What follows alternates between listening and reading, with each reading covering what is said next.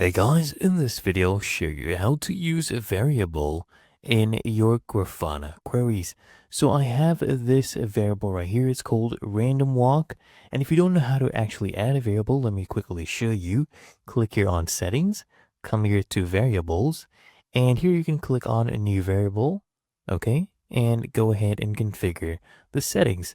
But let me show you the settings I have for this one. So this one is called random walk, of course, and this is how I have configured it.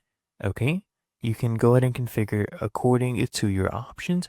For example, your data sources, and you can set the name, your variable type, and of course, if you have the query code, you can use that as well.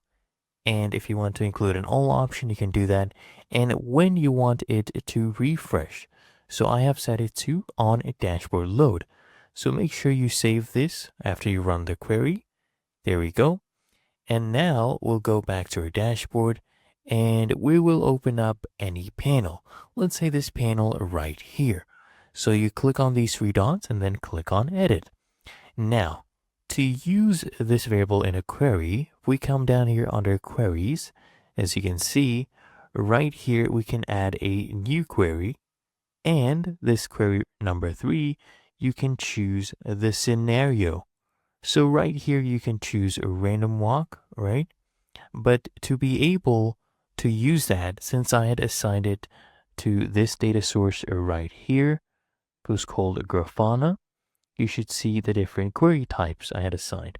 So I had assigned a random walk, and these are the other ones you can go ahead and use. So we'll use just random walk right here. This is the query type, and there you go, as you can see right here. And make sure you save your dashboard. Okay, there you go. The dashboard has been saved, but that is how you can use your variables in a Grafana query.